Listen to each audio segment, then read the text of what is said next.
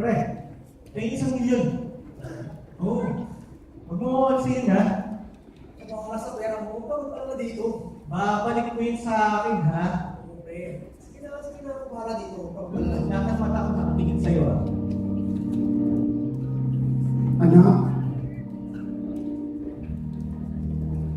seryoso ka ba dyan sa desisyon mo? Ay, seryoso ko dito. Alam mo, ginagawa ko. Nakarating ako dito sa naglalagyan mo. Dahil sa sarili ko. Ako yung pera na ito. Alam mo yung ginagawa ko. Ang dami yung pera.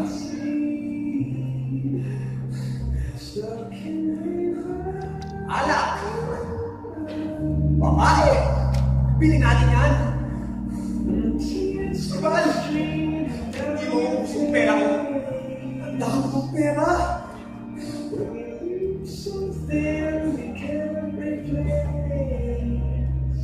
Teka. Gusto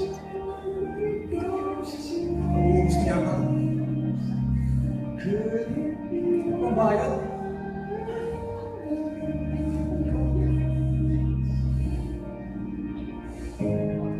Mali yata. Hindi na makarating ka ng pera sa akin. Wala akong pambayad.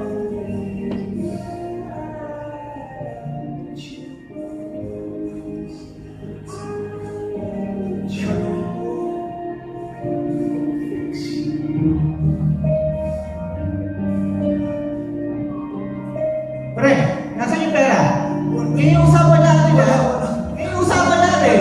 Nasaan? Nasaan? Wala akong pambayad. Labas mo! Babayaran ka na ako. Babalikan kita, ha?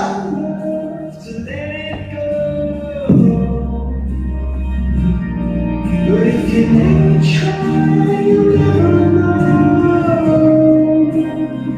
just what you Bakit? Bakit ganito ang nangyayari sa akin? Hindi ito yung hinili ko sa'yo! Bakit ako ganito? Bakit ako ganito? Sinira mo ako! Sinira mo ako!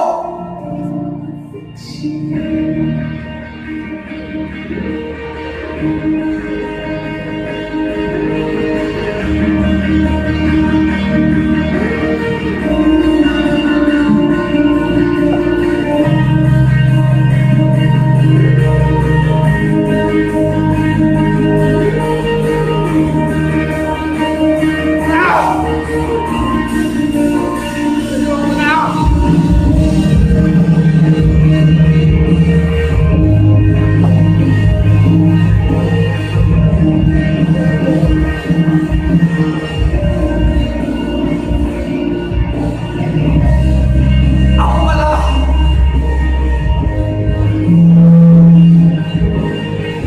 Ako pala yung sumira sa sarili ko!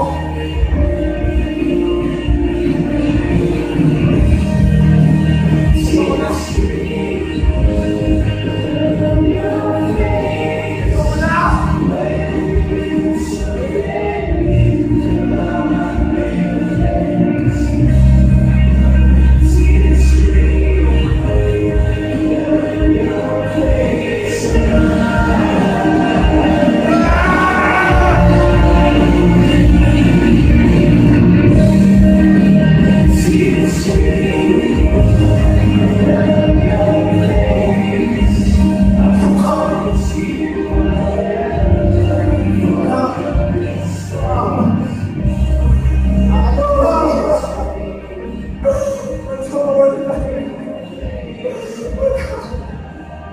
Huwag ka mag-alala, anak. Pagtutulungan natin ayusin to. Tara na, anak. Aayusin natin to. Dapat naman.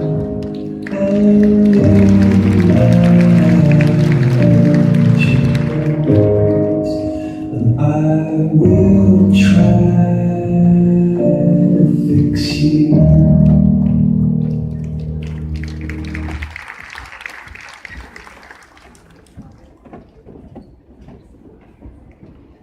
Happy Father's Day!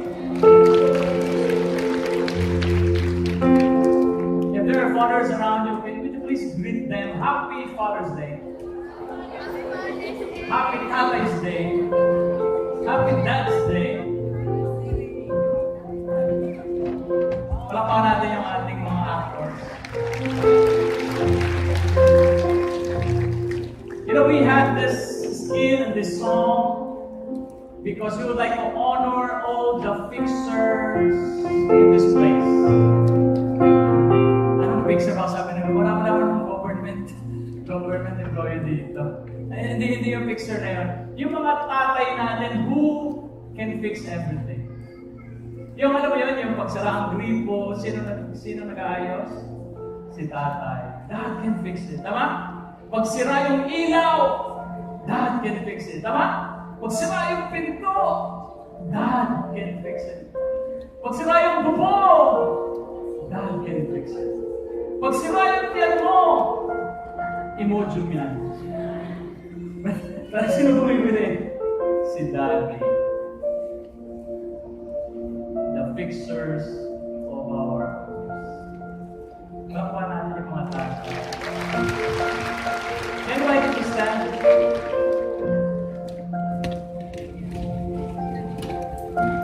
I have a question for you. Why did God give us fathers or give the fathers to fix things? Ano sa tingin nyo? So there are mothers, may mga nanay na sila yung parang tatay sa bahay na magaling din mag-ayos. But mostly, it's fathers, yung mga tatay. Ano sa tingin nyo? Bakit? You want to know why? To remind you and me that there is a Father who mirror, or our Dad is the mirror of our God who can fix everything in your life. Ang ibig ko sabihin that whatever your brokenness is, whatever your situations in life, whatever problems you might have today, your Heavenly Father is here and He can fix it.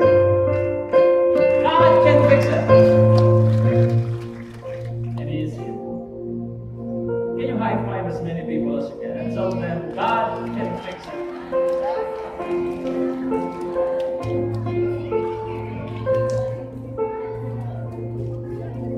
And I'd like to welcome our first-timers. We have first-timers here. Yung ngayon na nakapunta sa Peace Out. If you're new here, please raise your hands. Ayan.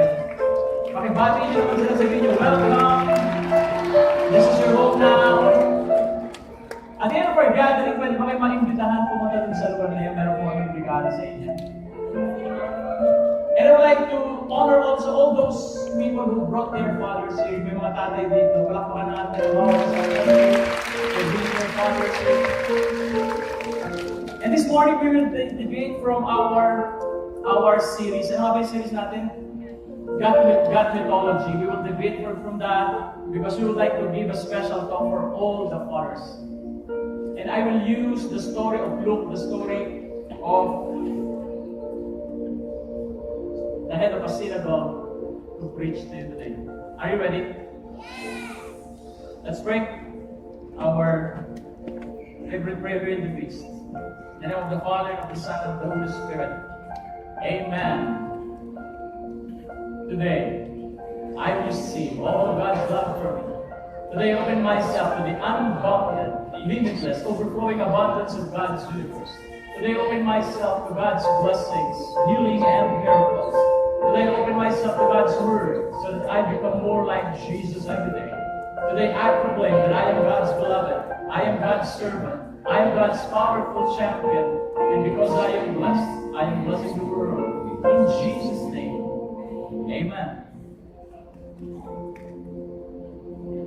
Thy word is the lamp unto my feet and the light unto my path.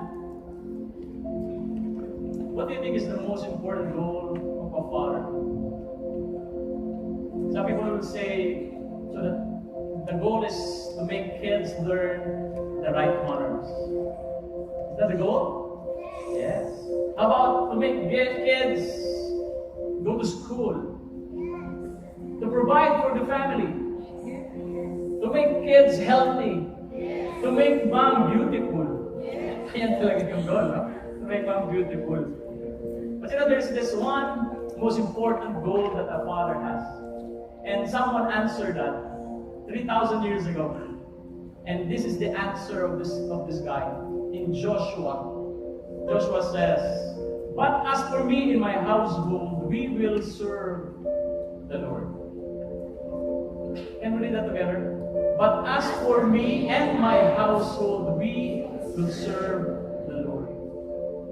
You know, naniniwala ako, ito yung isa sa pinakamalaking role ng tatay, ang dalhin ang pamilya sa Diyos.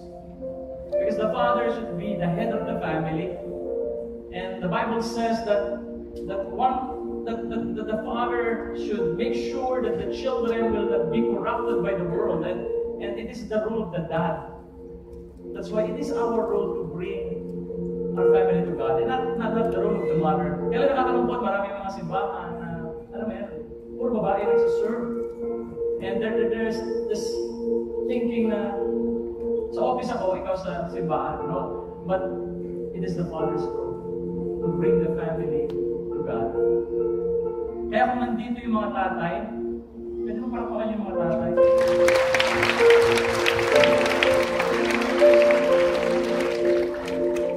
Those who brought your family here. And I believe you're already there.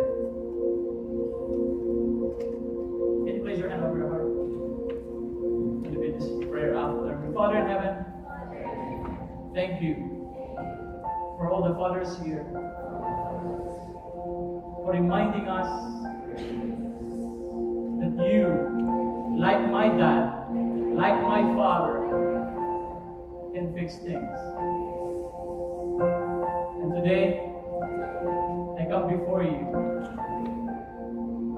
with whatever concerns I have. And I believe that you will fix it. And all this, we ask of you today. In Jesus' name. Amen.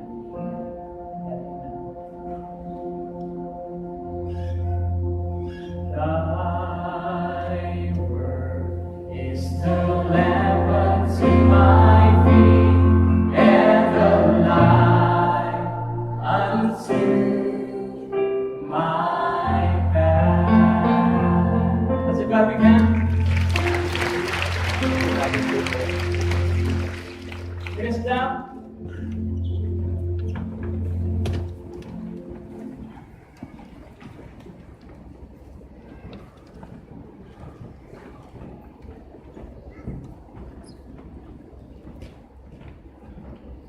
You know, I believe that the role of the father is for your kids to know God's love through your love, so that they will be guided in living a holy and blessed life.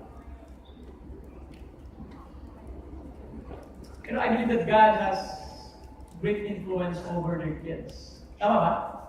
Yung mga anak dito, kasi kami yung mga anak. Minsan, di ba, parang sinasabi mo, ayoko maging katulad si daddy. Pero pag tinignan mo ngayon, kung ano yung meron kayo, yun yung tatay mo. Yun yung batay-tatay mo, ganyan din. The way you act, the way you speak, the way you dress, influence ng nanay at tatay. And sa mga lalaki, influence ng tatay. Alam niyo naman na ako ay naglalaba, tama ba? Alam niyo ba? Kaya ako marunong maglaba dahil sa tatay ko. Kasi tatay ko, ganyan, pagkalinggo, Sabado, nandiyan na ba? Tapos hindi lang yan, isang problema ko. Ako, sa katulong, maluwag ako pagdating sa walang problema pagdating sa mga luto, sa linis, pero minsan naghahanap ako ng katulong na magaling magplansya. Meron ba dito magaling magplansya? Okay, maglalati mo ay gagawin katulong. O kasambahay. Yung kasi ako, ayoko na umalis ng bahay na gusos-gusos yung damit. Ayoko nung.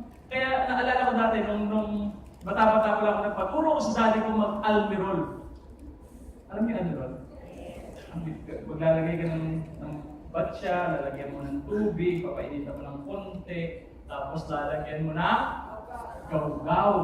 Tapos bababad mo din yung damit, isasampay mo, tapos pag natuyo, paplansyahin. Ganyan ang gusto kong damit. Eh, yung mga damit ko nung araw, nung nag-aaral ako, kahit itayo mo ganyan, iwanan mo, hindi gagalaw. Bakit? Kasi gusto ko maayos yung damit. At yun ang problema ko sa kasambahay. Minsan yung mga kasambahay, basta plansya lang. Ang gagawin ko, pag ganyan yung kasambahay, inuulit ko, tapos hindi ko na siya mapagplansyahin. At saan ko natutunan niya? Sa tatay ko. Kasi yung brief niya, inaano mo din. Again, the father influences us. Ang laki ng influensya ng tatay sa mga anak. Now, nakita ko itong statistics in US that says about a fatherless homes. Ano yung effect nito doon sa mga pamilya na walang tatay? Sabi doon sa statistics, 85% of children who shows behavior disorders come from fatherless homes. Yung mga may problema sa ugali dahil walang tatay. 71% of children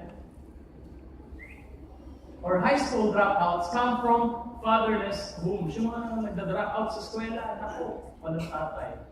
90% of homeless and runaway children come from fatherless homes. Yung mga umalaya sa bahay kasi wala rin tatay. 75% who engage in drugs or alcohol comes from fatherless homes. At ito, pagdating naman sa suicide, tinanong nila yung mga kamag-anak, syempre hindi na pwede tanongin yung mga namatay, patay na yun.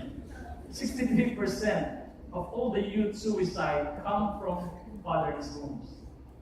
Ano yung ibig sabihin niya? Grabe ang influensya ng tatay. That's why the father needs to be involved in the family. Kailangan involved siya. Bakit? Hindi kaya ng nanay mag-isa. And we know the effect of that. And there's this book. Ganda nitong libro na to. I don't know if you've read this book ni John Eldredge. Wild at Heart. Sino nakabasa na niyan? Alam mo, sabi dun sa libro, ganda na sinabi dun sa libro that a father or the fatherhood has a great effect on the boys. Ang sabi dun sa libro, a boy learns who he is from a man or the company of men. He learns self-esteem and worth from a loving father. Doon niya natututunan sa lalaki. Yung tatay yung nagsasabi na, anak, lalaki ka.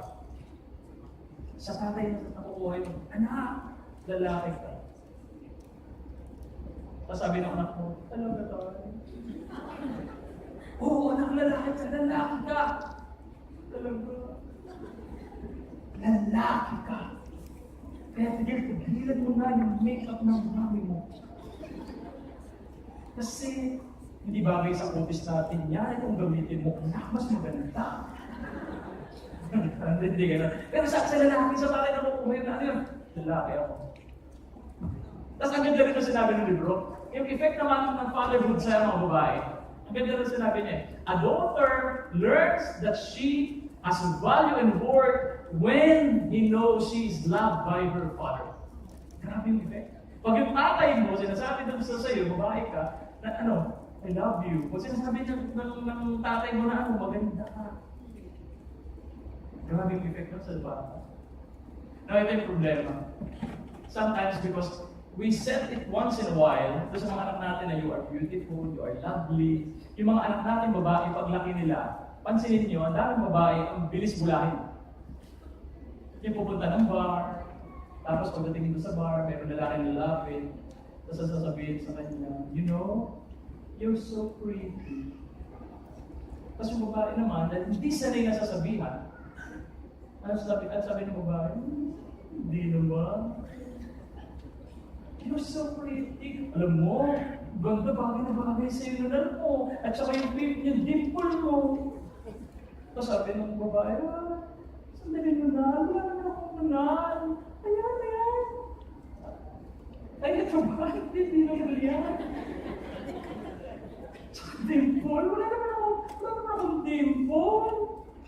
Pero thank you na rin. Dalimulaan. Bakit? Kasi hindi sanay sabihin ng opposite sex, ano yun? You're so beautiful. You're so lovely. Minsan uwi yung anak mo, dating sa bahay, sabihin sa'yo, sabi ng mga klase ko, bakit naman ko? Bakit ano? Bakit? Kasi laki daw ng bibig ko. Ay anak, huwag mo silang pansinin. Pumigil na, huwag mo silang pansinin. Huwag mo silang intindihan. Nakali ka na, kumain ka na. Wait na eh.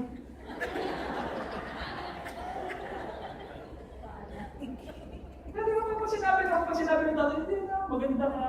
Kahit na totoo, they will feel beautiful. Tama?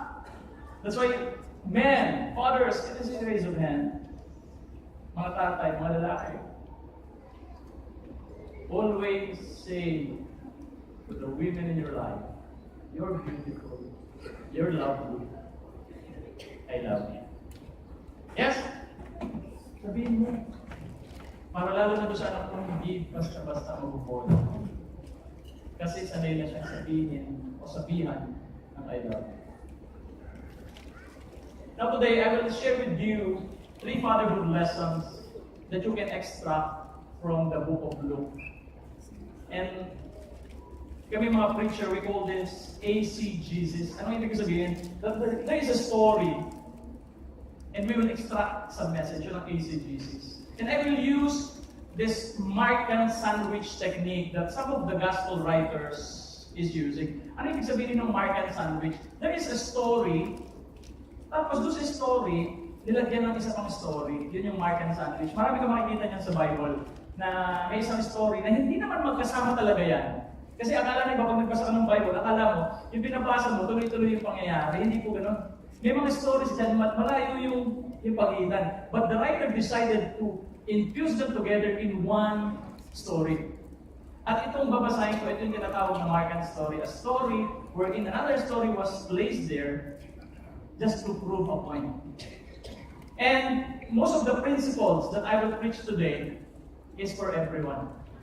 Single men, taas kami ng mga single men. Sabi mo, huha! Huha! This is for you. Para sa inyo ito. Because one day you will be a dad. Now, dun sa mga single ladies, see the hands of single ladies. Yan. Sabi niyo mga, huha!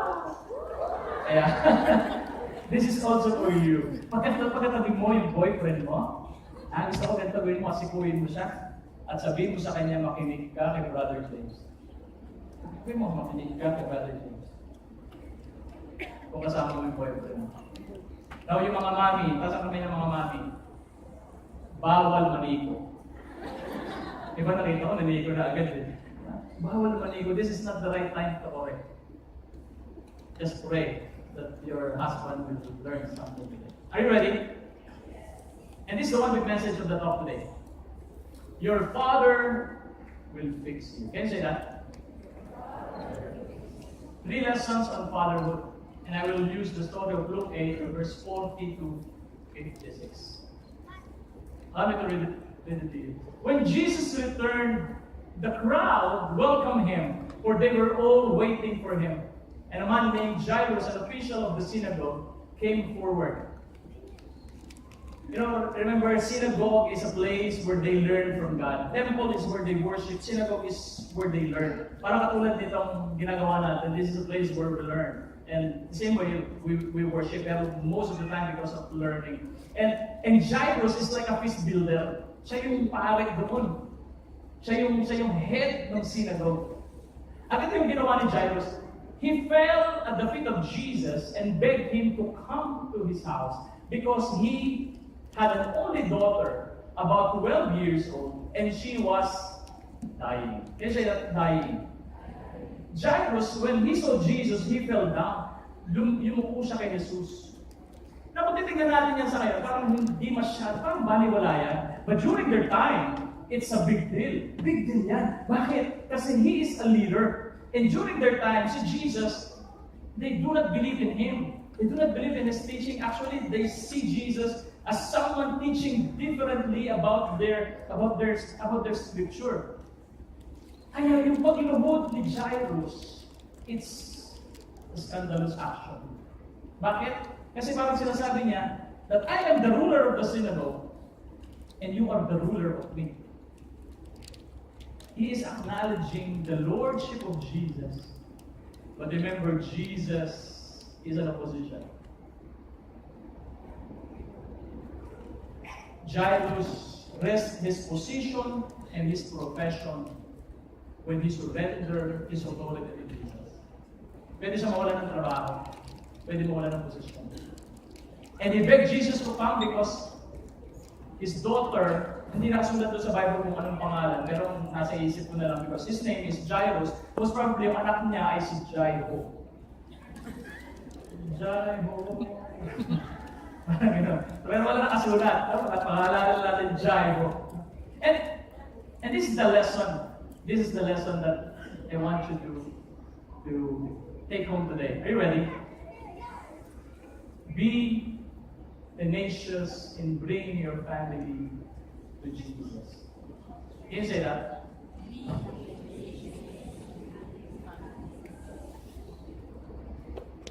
Maybe iba sa inyo, sabi niyo, parang hindi naman para sa akin yung talk mo ngayon kasi wala namang mamamatay na anak ko. Wala namang mamamatay na anak o babae. But I want you to listen to me. Maybe there's no one physically dying in your life, but maybe there is a dying relationship in your family.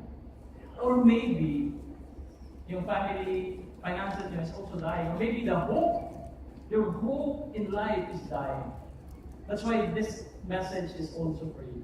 So again, the first message is be tenacious in bringing your family to Jesus.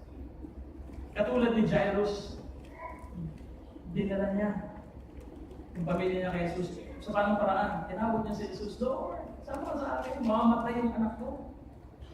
Again, it's the role of the father to bring their family to Jesus. It is the role of the family to welcome Jesus in their homes. It is the role of the father to be desperate in seeing Jesus in the life of their children. Now here's my question. Is Jesus the Lord in your home the same way He is Lord in your church? Siya ba ang Lord sa bahay niyo, sa pamilya niyo, katulad sa simbahan niyo? Kasi may mga kilala ko, pag nasa feast, pag nasa simbahan, ay ang babae. Babae. Dito sa feast, lahat ng tao dito mabait. Tama ba? Sa parang kaya nyo mag-food. Lahat ng tao dito mabait. Tapos nga kami lahat ng mabait. Dati mag-isipin ba? Wala nang trick dito. Pero lahat tayo mabait, di ba? Kung nasimbahan ka, subukan mo. Apakan mo yung paan ng kapatid mo. Siya pa magsusulit sa sorry, apakan mo ako. Nalakad ka sa simbahan, ay, sorry, napakan mo ako. Ang bait. Pero pagdating sa bahay, nag-iiba. Tama? Minsan may kakilala ko, ganyan eh. Pag nasa simbahan, ay pag nasa bahay, Inday! Tipla ba ako ng kape, bilis mo? Pero pag nandiyan yung mga bisita, nandiyan yung mga kasama sa prayer meeting, Day! Timpla ng kape, please. Uy, ano mo? Yung kasabay namin, mabait siya. Pero pag wala, Day! Tagal! Is Jesus the Lord of your house? The same as the Lord of your church.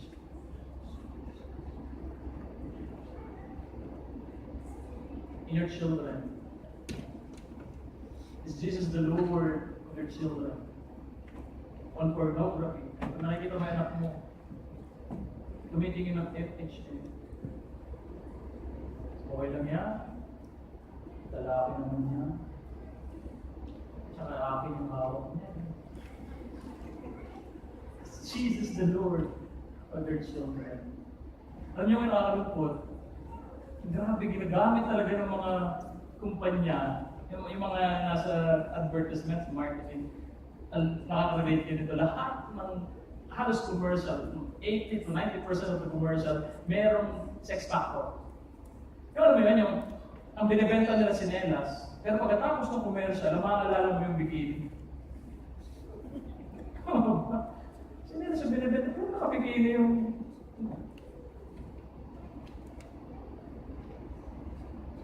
On corruption. Is Jesus the Lord of your children? when it comes to these things. Nahuli ng asawa mo yung anak mo. Namumupi. Ano sabi ng tatay? Bayaan mo na. At least alam mo, hindi magiging ang anak mo. Magiging politician. Pero hindi wala ng politician, ha? Namumupit at namumurahat. Kaya mababait kong politiko, ha? But is Jesus the Lord of your children when it comes to corruption? I want you to listen to me. The next politician, the next actor, the next president can be eating with you in your house. One day, hindi mo alam, yung anak mo, siya na pala yung susunod na presidente. One day, hindi mo alam yung anak mo magiging mayor. Hindi mo alam, one day, yung anak mo magiging artista. Yung mga anak niya, mga artista. Ang movie ba yan? Pang love story. Pero di ba? One day they will be the one to lead the nation. What are we doing when it comes to these things? Now let's continue with the reading. As he went, Jesus went, the crowd almost crushed him, and a woman afflicted with hemorrhages for 12 years, who had spent his whole livelihood on doctors, was unable to be cured by anyone, came up behind him and touched the tassel of his cloak. Ito yung sinasabi ko sa inyo. Story ni Jairus, biglang mayroon ng exact na story. Smack in the middle of Jairus' story. Just to prove something. Yan yung tinatawag na Markan sandwich. Jesus then asked, "Who touched me?" Sino humawak sa akin? While all were denying, Peter said, "Master, the crowd are pushing and pressing in upon you." But Jesus said, "Someone has touched me, for I know that the power has gone out from me." When the woman realized that she cannot escape, she had not escaped notice, she came forward trembling. She explained, falling down before him, she explained in the presence of all the people why she had touched him and how she had been healed immediately. He said to her, "Daughter, your faith has saved you. Go in peace." Yung babae, duguan, 12 years, touched Jesus' clothes, and eventually she was healed. And this is the second fatherhood lesson. Are you ready? Be tranquil in the midst of delay. Sabi nyo nga? Be tranquil in the midst of delay. Ang mga lalaki, tama ba? Mga lalaki, men are calm in times of problem. Nature. That's our nature. Pag may problema yung lalaki, tama ba? We want to be in one place, we want to be in our room, we want to be alone. Yes? Yes. Ang mga babae, pag may problema, gusto may kausap.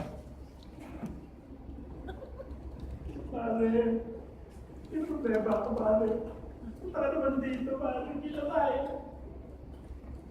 Lalaki, dito lang ako sa kwarta. Tutulog. Tama? Eh minsan nagkakaproblema yung lalaki at babae, mag-asawa. Bakit? Kasi pag may problema yung lalaki, gusto mag-isa, ito yung asawa pupunta. Ang problema ko. Wala. Ano problema mo? Speak to me. Wala akong problema. Sige na, ano problema mo? Ikaw.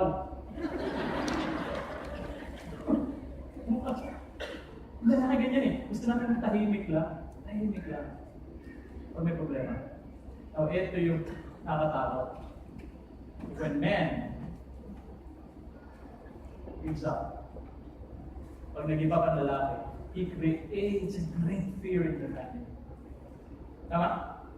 Pag yung nanay nagsasalita sa problema sa bahay, yung mga anak, okay lang, hindi masyadong affected. Pero pag sinabi ng tatay, wala na tayo solusyon sa problema natin, tagulo yan. Tama? Tagulo, bakit? Kasi, ang alam natin, si daddy ang bahala. That's why, fathers, listen to me. We need to be tranquil in the midst of problems, in the midst of delays. Otherwise, your family will have great fear in them. We need to be tranquil and have faith in Jesus. Balikan natin yung story. Ganda ng story. Naglalakad si Jesus. Imagine with me, naglalakad sila ni Jesus. Kasama si Jairus. Bigla na may humawak na Jesus. At nung nahawakan si Jesus, bilang huminto si Jesus. At ang sabi ni Jesus dun sa mga tao, hindi ako aalis dito hanggat din yung sinasabi sino humawak sa akin. Kung ikaw si Jairus, anong gagawin mo? Kung ako si Jairus, siguro sasabihin ko sa kanya, Jesus, kung sino man humawak sa'yo, balikan ka lang natin. Ako ang batay na yun ako. Tawa? O kaya pwede ko sabihin, Jesus, sige na, ako na humawak, halika na. Ako na, may sala. Para sumama na. But no, Jairus is just waiting. Jairus is just ayun na. And you know, si Jairus, pwede niya gamitin yung posisyon niya para lang ayain si Jesus, atakin si Jesus. Kasi ayaw ni Jesus gumalaw eh. Pwede niya sabihin, Lord, bayaan mo na yan. Duguan yan eh. Duguan. Alam mo ba? Yung duguan, ano yan? Unclean yan. Kaya dapat iwanan natin. During that time, pag mayroong mens ang babae, it's unclean. Kaya hindi pwede pumasok ang babae sa simbahan pag may menstruation. Kaya nandun lang siya sa bahay, at pag natapos siya menstruation, pwede na pumunta sa simbahan. Because he or she is unclean. Kaya hindi mo siya pwedeng hawakan. At pag hinawakan mo siya, hindi ka pwede sumamba. Kailangan mo ng cleansing ritual para makapag-puri ka sa Diyos. Kaya pwede sabihin ni Jairus, hindi ka na naman, marumi yan, baka hinawakan mo yan, mamumroblema ka. Hindi na. He can use that. You can use that. Or he could use the issue of justice. Ano yung issue of justice? Jesus, halika na. Nauna ako dyan. Halika na. Or he could use the gravity of situation. Jesus, dinudugo lang yan. Yung akin mamamatay na. Pwede ba tigilan mo si Jesus? Dugo lang yan. May dul, makatapat. Whisper. Gusto mo whisper?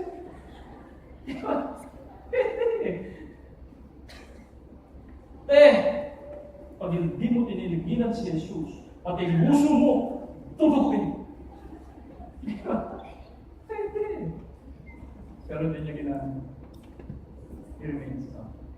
He remains calm.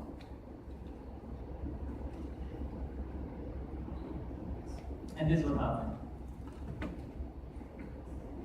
What seems to be the human interruption becomes a divine intervention. Bakit? May problema yung babae. Tawakan si Jesus. Gumaling. At nakita ni Jairus yung kapangyarihan ni Jesus. In times of interruption, he saw the power of Jesus intervening in that particular situation. I want you to listen to me, friends. Maybe some of you came here.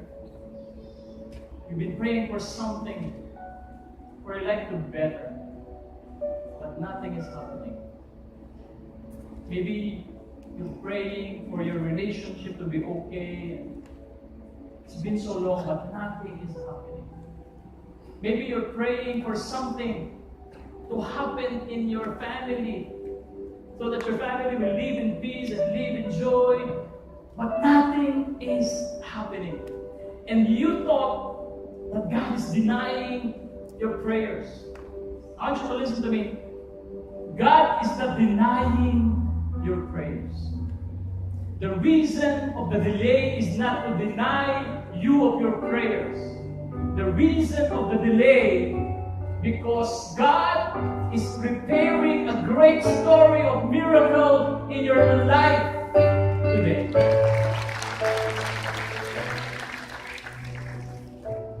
Like that woman, the interruption, constant prevention. Sikuin mo nga yung nasa kanan at kaliwa. Sabihin mo nga sa kanya, God is preparing a great story of miracle for you. Let's continue. When he was still speaking, someone from the synagogue official's house arrived and said, "Your daughter is dead. Do not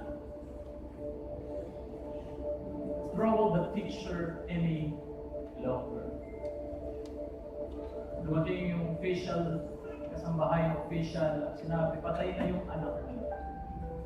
Now, kung ikaw si Jairus, how will you feel? Ano nararamdaman mo? Grabe siguro yung yung frustration. Bakit? Kasi your hope is so up. Ang taas ng hope mo. Bakit? Kasi bumalik yung babae. Tapos ngayon, sinabi ng tao dun sa kasambahay niya, patay na yung anak mo. Now, kung ako si Jairus, siguro sasabihin ko kay Jesus, ikaw kasi, ang tagal-tagal mo. Ang tagal mo, nakikipag-chikahan ka ba doon sa duguan na yun? Bakit namatay sa rin ako? So much frustration. Ha? Hindi maganda. On hearing this, Jesus answered him, "Do not be afraid. Just have faith and she will be saved." Do not be afraid. And I want you to take note of that. Do not be afraid. Then, when he arrived at the house, he allowed no one to enter. I can say that no one to enter with him except Peter, John, James, and the father and mother of the child.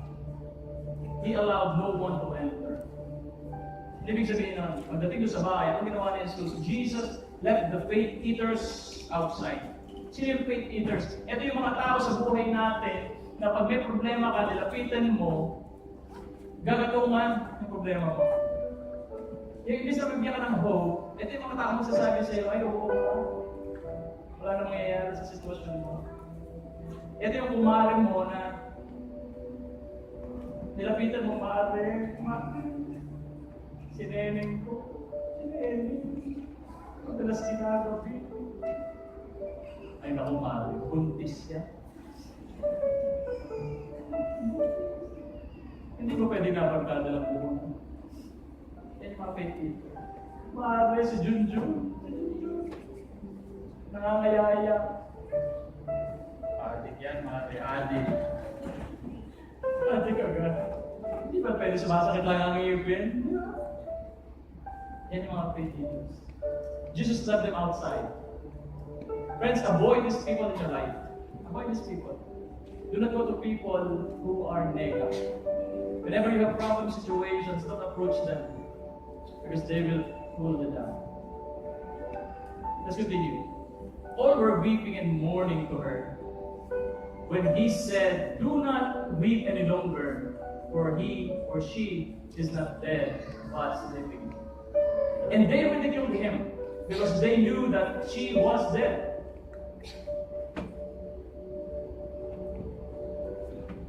Gusto ko mas madrama pa itong part na ito, pwede ba? Medyo madrama yung ako ngayon. Gusto ko mas lagyan pa ng drama. I want you to look at me.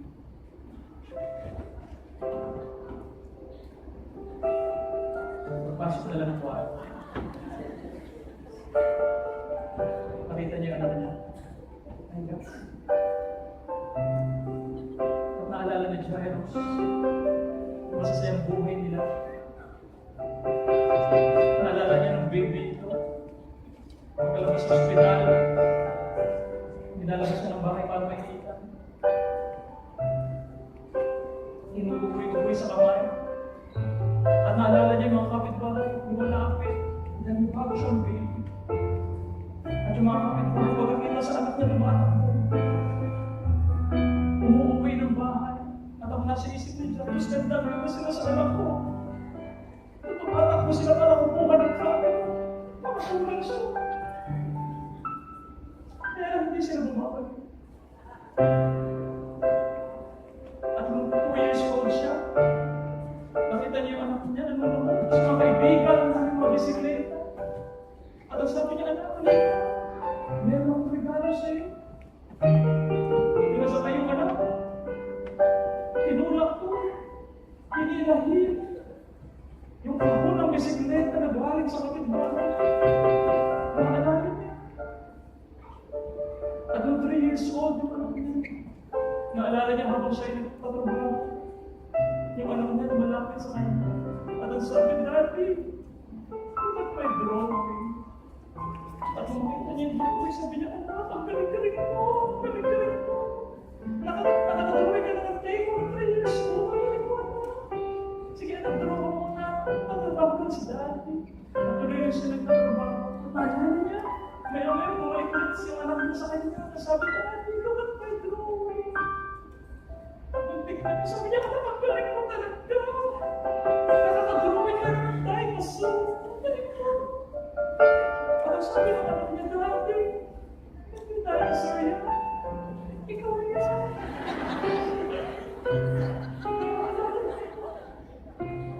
Tama. Kumain ba ito mga ito? Grabe naman to siya. Makita niya anak niya ako, right?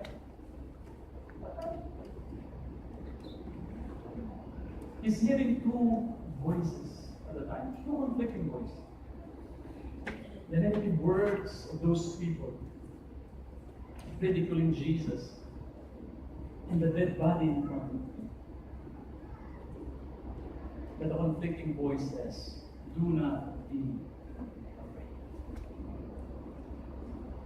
Friends, who will you listen to? If you are Jairus, who will you listen to? Here's a third lesson today.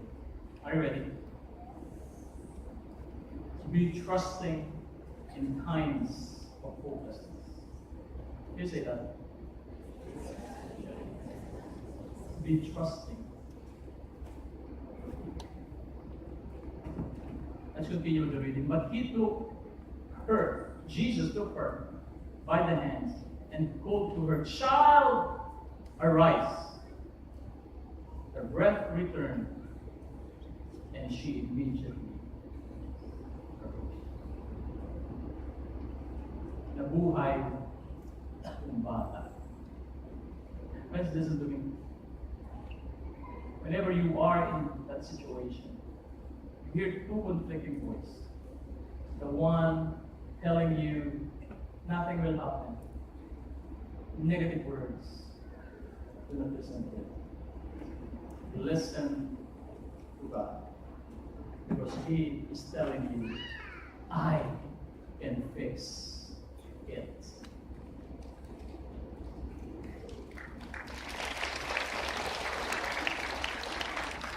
Invite us.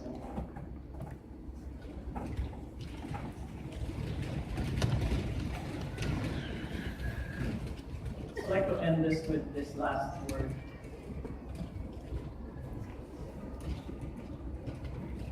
Jesus then directed Jairus that she should be given something to eat. Her parents were astounded, and he instructed them to tell no one of what had happened. He then directed that she should be given something to eat. Ano ibig sabihin niya? As if Jesus is telling Jairus, I redeemed her already. I redeemed her. But now, you sustain her. Inuhay ko siya, pero ikaw ang mag-sustain sa kanya. Fathers, listen to me. We are called not only to provide physical food for our children, we are called as well to provide spiritual food for them. Do you want to be astounded by God's miracles in your life? Gusto mo ba nagugulat ka, nakikita mo ang kapangyarihan ng Diyos sa buhay mo? Then, you bring your family to God. It is the role of the fathers. You know, as I was finishing this talk, sabi ko, Lord, ano bang magandang ending? And tagal nag-isip, wala akong maiisip. Pero nung palabas ako ng kwarto, tinigil ko muna kasi pag walang pumapasok sa isip ko, tinitigil ko yung ginagawa ko. Nung paglabas ko ng kwarto, bigla ako nakita itong dalawang lalaki dito sa buhay ko. Nakita ko sila.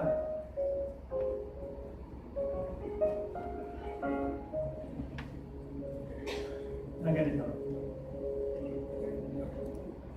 Yan sila. Pasensya ka na anak, hindi ka nagsasando. Yan yung pangalay ko at yung bunso kong lalaki. Ano ang ginagawa nila? Every Saturday,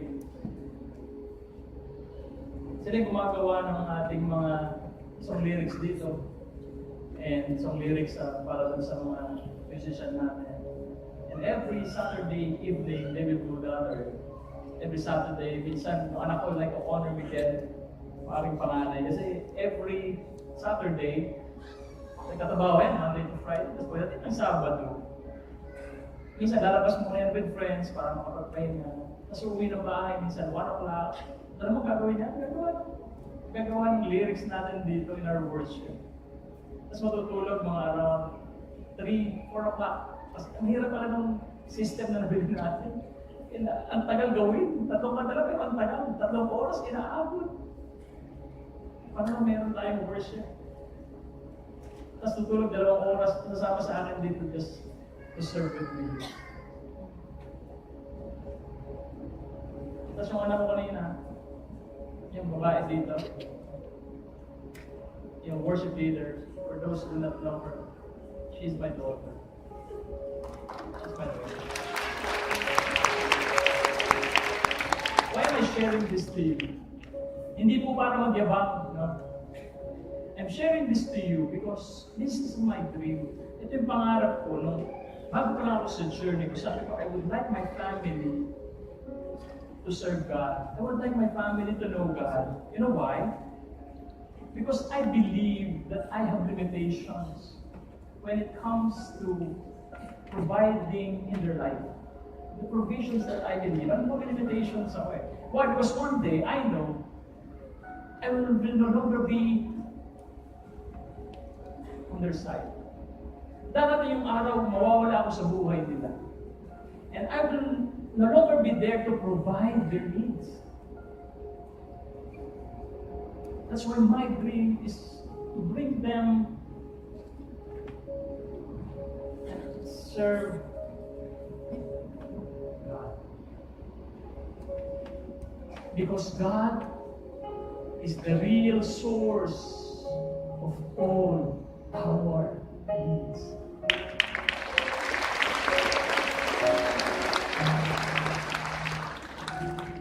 Because I have limitation. So friends, it is our role to bring them to the real source. Because one day,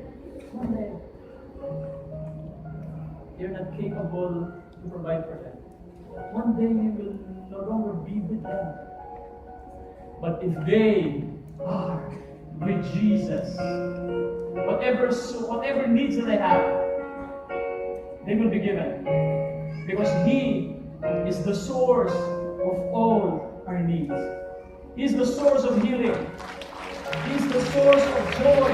He is the source of happiness. He is the source of whatever needs you have in life. So bring your family to Jesus. And I invite you to close your eyes and bow your heads.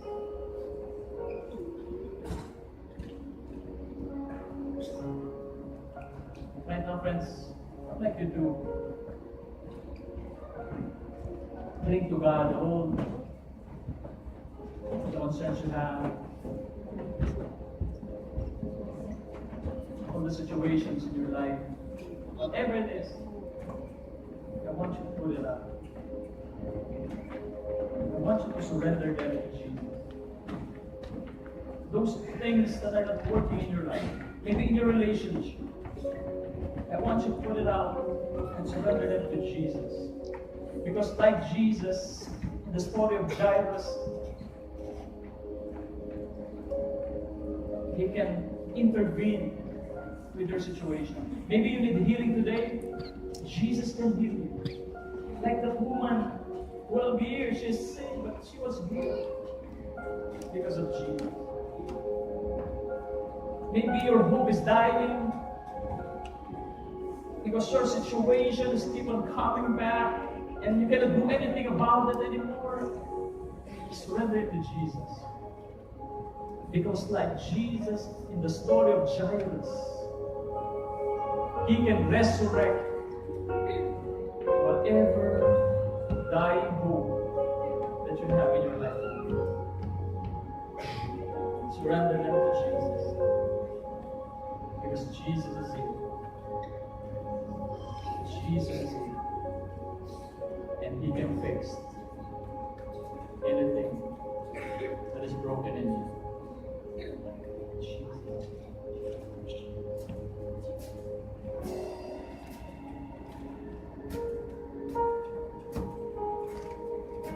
Surrender them to Jesus.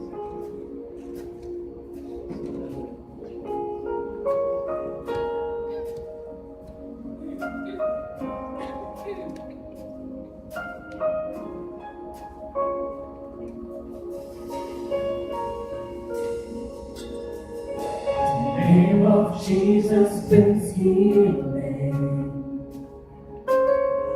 The name of Jesus brings freedom. The name of Jesus is higher above all names.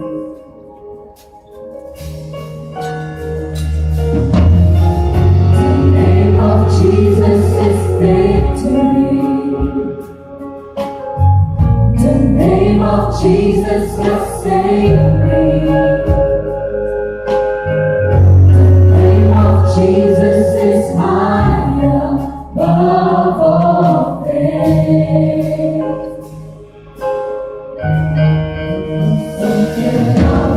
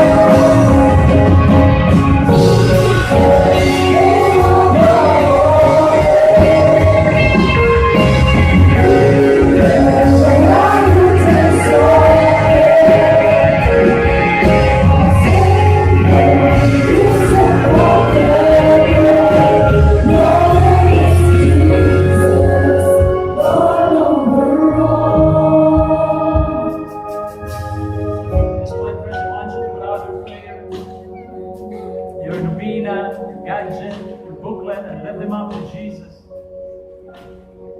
And believe that Jesus has the power to resurrect all your dying dreams, all your dead dreams. Maybe you've been praying for something, but you feel that God is denying your prayers. No. Maybe like Jairus, he would like to show you that your situation one day will be a great story of miracle in your life. So lift them up and surrender that to Jesus. Father, we surrender all our dreams, all our prayers. Some of our dreams, Lord, are already dead, but we know that you can resurrect them. That's why we surrender to you. We lift them up to you. And we will just put our trust in you that one day our prayers will be given to us. And we pray this in Jesus' name. In Jesus' name. In Jesus' name. Amen.